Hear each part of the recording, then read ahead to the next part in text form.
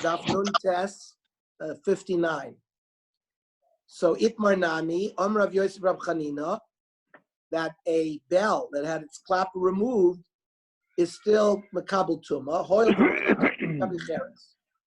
because you could also bang it using another source, such as banging it against a clay, some clay. But Rav Yochanan Amar Hoil v'Roy legamea b'mayim latino. Now the first answer, Rav Yosef Rab Chanina, is an answer where it sort of still maintains the original function of the bell, which is to make noise.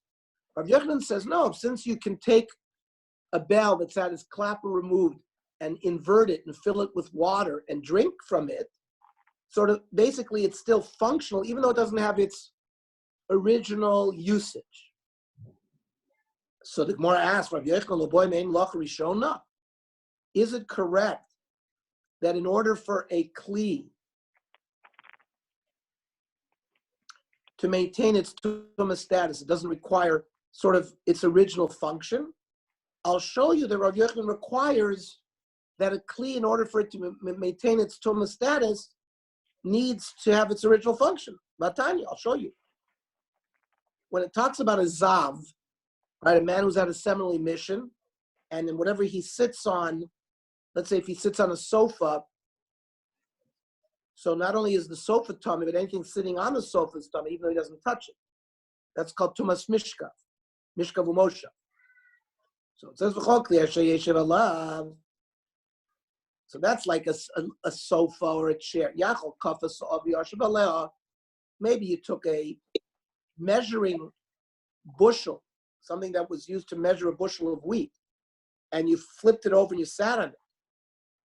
Or kafa tirkov, same kind of thing. The yashiv aleh yeh tameh, would it still remain tameh? Talmud lama sheyeshev alav azav. Mi shemichud liyeshiva. A kli that's going to become tameh through a zav has to be a kli that is designated for sitting, like a chair, like a sofa. But if you improvise and you take something else, like a box, and you flip it over and you sit on it,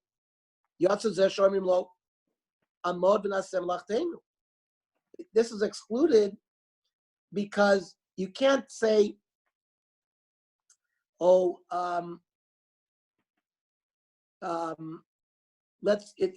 this does not serve its original function.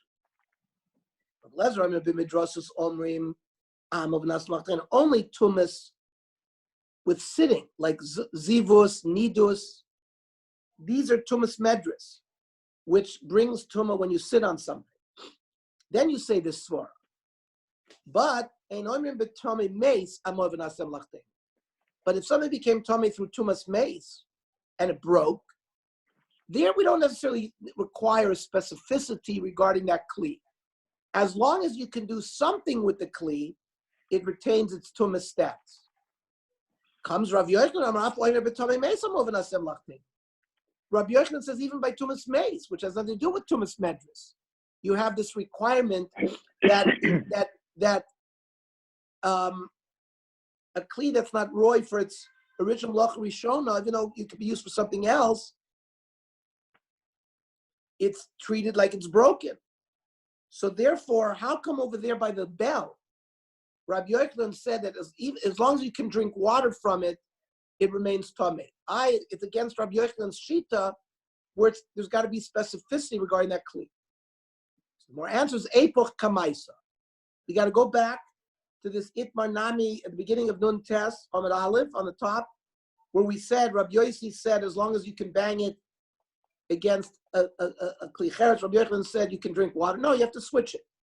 It's Rabbi Yochanan who says as long as you can bang it against a kli cheres, because he's consistent with his shita that the kli has to have specificity. Why are you switching the itmar nami? Epuch bas raisa. Maybe we should switch the machlokas between Rabbi Lazar regarding the tumas meis business. So the Gemara says, because we have a third case, not the case of the bell, and not the case of the tumas mishkav u'moishav, a third case, which seems to be machriya for us, that indeed it is the sheet of Rabbi Yochanan to require specificity in order to maintain its tumah status. Where do we see that? The Tanya. Sandal shel behema, some kind of shoe that that an animal would wear.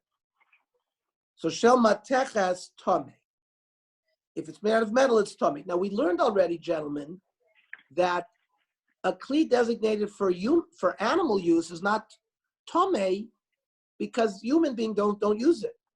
So unless it's got a function for human beings, why would it be tameh? So the Gemara asks, "L'may chazi?" How could a human being use Amar Rav? Roy lishtos b'mayim b'milchama. Well, it's a receptacle in a time of warfare. At least you could use it to drink water. So that's clearly very unspecific. It has nothing to do with what a sandal is normally used for. Rav Chanina Amar Roy lasuch bo shemen b'milchama.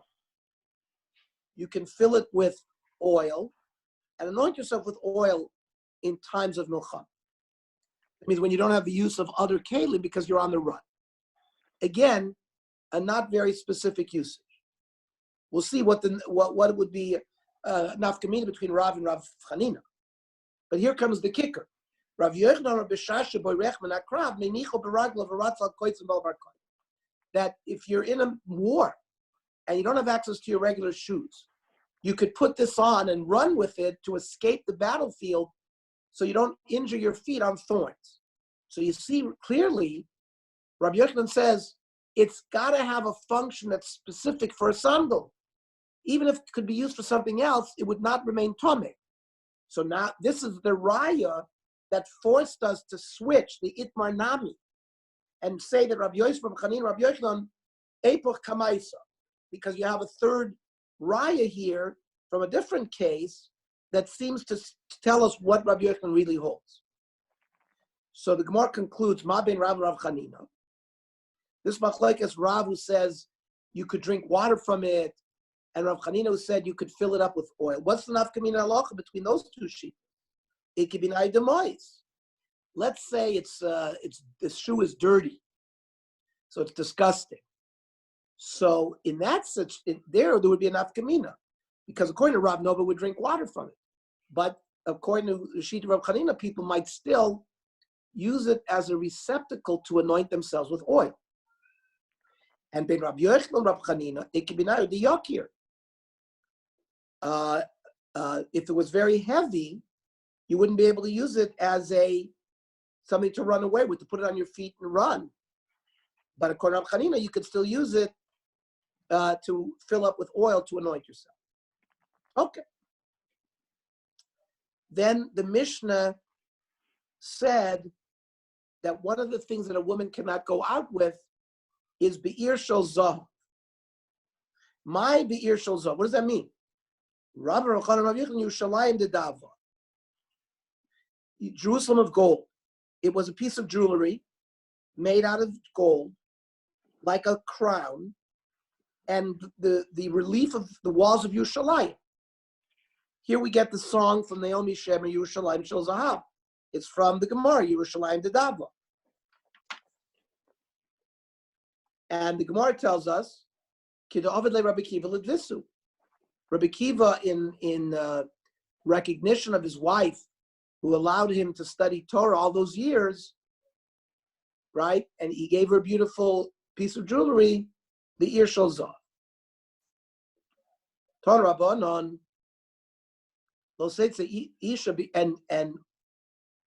the Mishnah obviously feels that the reason she can't go out with it is because she's going to take it off and show her friends. You'll end up carrying it down Damas B'Shus Harab.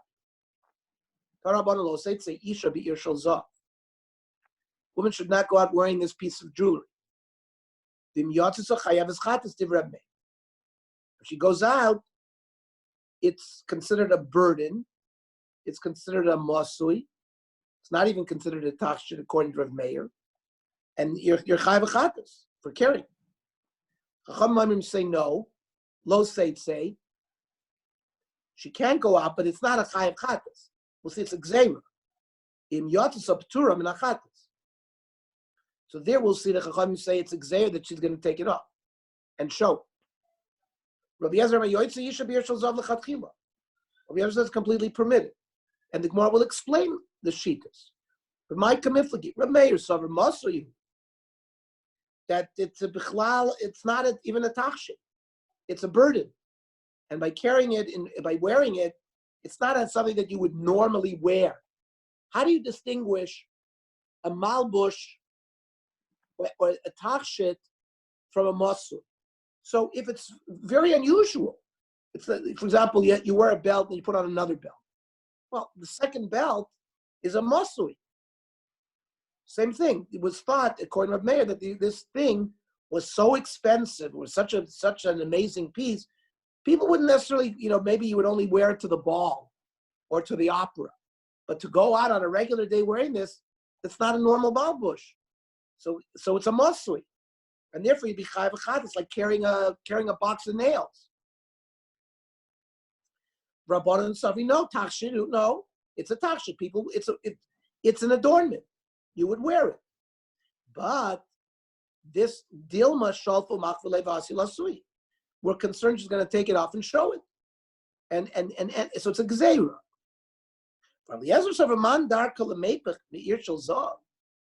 Which kind of woman wears an irshal zav? Isha chashuva. You're talking about a woman, an important woman. The isha chashuva lo meshavu machle. An important woman is not going to take in the middle of the street, take it off and show to somebody. She doesn't need to. She's an important matron, and she would never do that. So that's the three of machlok. Klila, which is also some kind of tachshit, like a crown. Rav Asar, Shmuel Shari, Rav prohibited, Shmuel permitted. And we go further. Danischaf, it was made out of metal. Kulamalo pligid to Asr. Everybody would hold that it's Asr. There, I guess, she will take it off and show it. Mar Savar, Kulamalo pligid Asr, keep pligid darukta. If it's woven, if it's something that's woven, not made out of metal. I guess there was some piece of metal on it. So what's tafel and what's ikr? What's primary and what's secondary? According to Rav, the metal is primary, so she would show that off. Umar savarikta ikr, and remember, we're not goizer by anything that's orig, anything that's woven. And Ravashi masni lakula. Ravashi was lenient. Tarukta kulam lo pligi deshori. When it's woven, the Bechlal, there's no machlokes. Everybody permits. Keep pligi danischaf. There's metal attached. Mar savadilma shafu makuvasilasui. We're concerned she's going to take it off and show it, and therefore end up carrying it. Umar savar dark lemefil pechlila. Who goes out with this kind of crown? Isha chashuva. Isha chashuva lo shafu makve. The same sword that we said before by the irshal zav. Amar Shmuel bar Chana Rabbi Yosef. Beferush armet la nishmei derav klila shori. Did Rav say klila shori befeirush, or did we learn it sort of indirect? Amrle Rav. So they said to Rav, also gava Rabba Richa Linarda Umit. A great person has made aliyah from Eretz Yisrael to Bavel. He limps the Darash, and he's publicly darshaning klila shori that this klila is permitted. Omar, Rav said, Man gava Rabba Richa di Itla. The only person I know was a big Talmud Chacham who limps Levi. Is Levi. Shma mina. Therefore, I deduce from this story that you told me that Levi now is in Eretz, is now in Bavel. Must be that Nafshed Ravafis, that Ravafis has died. The Yosef Rav Chanina Beresha, and Rav Chanina has been appointed Rosh Hashiva. And Levi has no one to learn with, because and that's why he left Eretz Yisrael to come to Bavel. Because when Rav Office was the Rosh Yeshiva, Rav Chanina would sit outside of the Beis Medrash. Because if you went inside the Beis Medrash when someone was with Yeshiva, you were automatically makabel the leadership, and you were machnia to the Rosh Yeshiva. But Rav Chanina didn't want to do that. I guess Rav Chanina thought he was on the same level as Rav Afis. So he learned outside. And Levi sat outside to learn the Chavrusa with Rav Chanina. So Rav deduced, because Rav also came from Eretz Yisrael and eventually made Aliyah to Bavel and became the Gadol Hador in Bavel. Remember, because Rav learned by Rebbe. Rebbe lived in Tveria. Rebbe never left Eretz Yisrael. So remember, Rav is in the first generation of the Amiroim. And Rav also left Eretz Yisrael, went to Bavel. So he knew all the politics there. So Rav figured must be Rav Afis has died, and Levi, because he was the Chavrus of Rav Chanina, did not want to be koifef himself to Rav Chanina, because he was the one appointed to Rosh Yeshiva. So he decided to move to Bavel. That's this initial Havamin of Rav. Freit the Gemara v'dilma nach nafshed Rav Chanina. Who says? Remember, Levi would sit outside the yeshiva and learn with Rav Chanina as his chavrusa. Maybe Rav Chanina died. Rav Asi kedekoi koi, and Rav Afis is still alive and is still the Rosh Yeshiva. Levi didn't have anybody to learn with. So perhaps your deduction is not correct. So the Gemara says no. If it's true that Rav Chanina died, Levi and Rav Afis make it Avakaitle. It wouldn't have been a problem, because at that point Rav Afis would be appointed to Rosh Yeshiva on the death of Rav Chanina. Oh no, I'm sorry. If Rav Chanina died, Levi would have not necessarily needed to come to Bavel, because Levi was a Mekif. He was subservient to Rav Afis. He would have had no problem going into the base medrash. That's one proof. The soon another proof, the Rav Chanina lo sagi lo mola. It had to be that Rav Afis died and Rav Chanina was appointed to Rosh Yeshiva. Why? Because the Chiyava Kanicha Nifsha de Rebbe, Rav is remembering. Remember, I said Rav learned with Rebbe in Tveria and Tzipoim. And when Rebbe died, Omar, so Rebbe made a statement. Chanina beRebbe Chamo Yosef Barosh. He predicted that Chanina, the son of Rav Chama, is going to become the Rosh Yeshiva. And we have a principle. The tigs are oimer v'yokim lach. Tzadik goizer and HaKadosh Baruch Hu is makayim. So if Rebbe said that, it can't be that Rav Chanina will not go through his life without becoming the Rosh Yeshiva, because Rebbe was goizer that it's going to happen. So it must be that Levi now is here because Rav Afis died. Rav Chanina was appointed to Rosh Yeshiva, and that's why Rav came to Bavel. Okay. So Dorash Levi Minardo. So what was Levi publicly darshaning in Nardo when he came to Bavel? Klila Shori. That this tachshit that we talked about, this klila, where we make a distinction between whether it's metal or whether it's woven, he said it's permitted. On that Shabbos, Nafik Esriva Arba Klila Mikula Nardo. 24 women came out wearing this klila. And Darish Rabba Barabu Mechuza, then later on Rabba darshan the same thing in Mechuza, which was another town in Bavel, Klila Shori. Unafik Tamne Srei Klila Mechada Mavua. 18 women from one alleyway came out wearing this. Meaning Mechuza was a much more wealthy town. There were many women there who owned these kind of expensive jewelry. So we get a little bit of economic, social detail between Mechuza and Nardo. We have to pick up these little gleanings as we go through Shas. That we're given hints as to various socioeconomic statuses of various towns. Mechuza was a very wealthy town because of how many of these expensive takshitim came out once they darshaned that was permitted to go out on Shabbos. Amir Amr Rav Shmuel, Kamra Shari. Kamra is like a golden belt, and it was permitted to go out on Shabbos with it. It was considered a top shit. Right? Rashi says, Navi Tachshit B'Shari. And we're not worried about taking it off and showing it to somebody, because people don't take off their belt in the middle of the street, and his pants are going to fall down. That's what Rashi says. Ikedi Amri, some people say that it's only permitted the arukta when it was a woven belt, not if it was made out of gold. No, it's the same din. Like you think about like our talesim that have a crown of metal, of gold or silver on it. So that was permitted to go out with. Some people say that when they permitted a comment, it's danischa.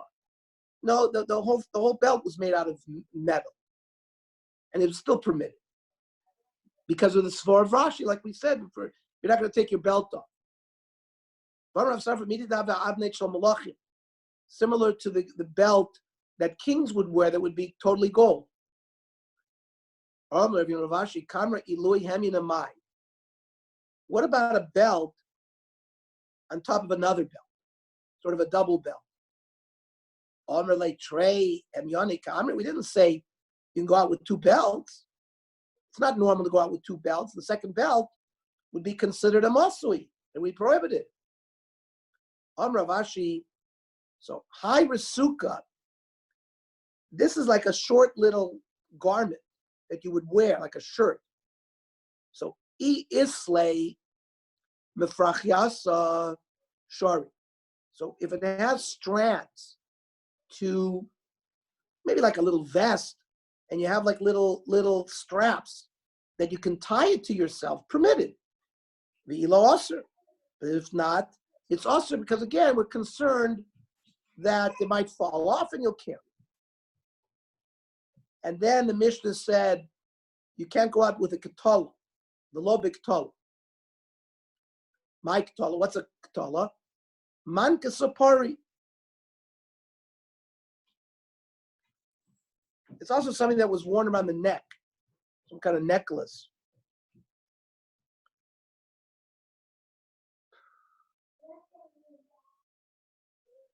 It is a bib to catch the crumbs. Right, Raja, beged sheyesh lo shnotzim, like a bib, right? It's like pants. It's like an apron, and you tie it around your neck, and it hangs on your chest. And it apparently it was painted with gold. It was important.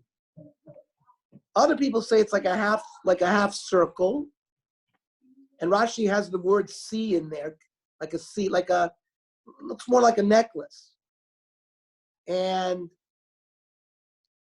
it's made out of gold, and I guess it's a kind of tachshit, but it was something that you might remove and show. So that's why the Mishnah says you're not allowed to wear it.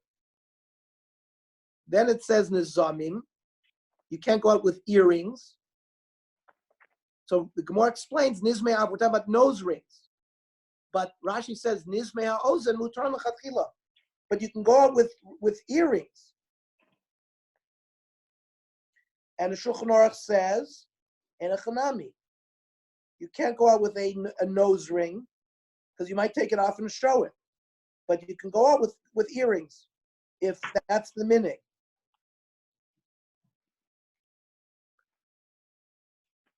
So that's practical halacha. Then the Mishnah said,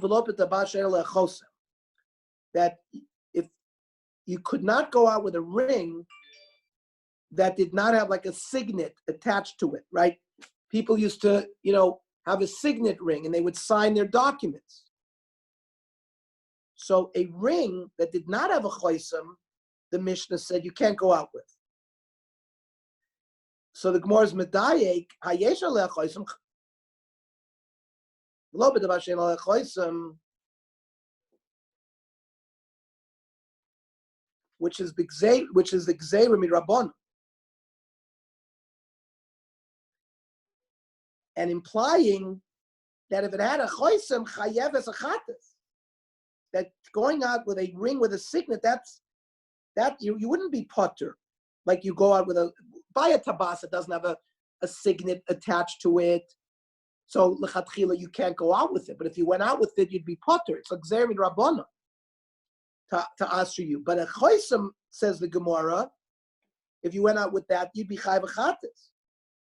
Al malav tachshitu. Based on that, we would say a choisem that has a tabas that has a choisem is not a tachshit.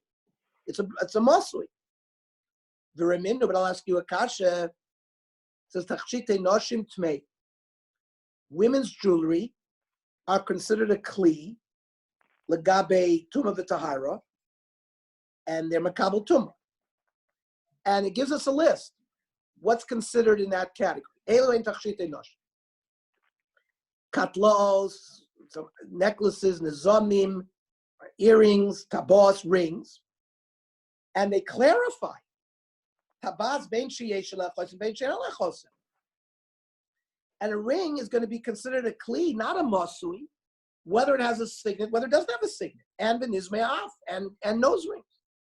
So how can you tell me that you're chayv achatis by going out with a ring that has a choisem in it? What about this baraisa that seems to suggest that a ring that has a choisem on it is a regular kli? Amar Rav Zera loy kasha, Harab Nechemya harabanon, machlokes tanoim, between Rav Nechemya and the Chachamim, the Tanya. We learn the following in the Baraisa. So these rings that had a signet on it were made, the ring, of course, was made out of metal, but the signet part could be made out of wood. So he shall matech, or vice versa. So if the ring, he shall matechas v'chois mashal al moig, if the ring was metal and the signet part was made out of wood, tmeya. So that's a regular kli, because the ikar chayfetz is the main part of the ring, and metal is clearly makabel tuma. If the ring was almog, if the ring itself was wood, the seal, the signet part was metal, tohira. Because the ikar part is something that's not makabel tuma, which is wood. Wood is not makabel tuma if it's a pshute klietz, if it doesn't have a receptacle. Rav Nechemya metame. But Rav Nechemya in this case is metame. Why? The question is, what do you look at as the ikar and the tafel? What's primary, what's secondary? According to Rav Nechemya, you look at the signet, you look at what is the signet. What were these rings used for? It was used not for a decorative purpose, it was used to sign a document. So Rav Nechemya says by these kind of rings, you look at, if it's got a signet, you look at what the signet's made out of. If the signet is made out of metal, then metal is makabel tumah, then the whole kli would be makabel tumah. If the signet part is made out of wood, it's not makabel tumah. Now, that's by a ring. But all yoke, you go after, they used to put like these wooden planks that were put on the side, and whether the yoke is tameh depends on what this simloisav is made out of. If they're made out of metal, then it would be makabel tumah. And if it's not, it's not. Okay. Ernie. Yes. Yeah. Didn't we have this whole machlokes about a ring, a signet ring before on Daf Yomi? Yeah, we did.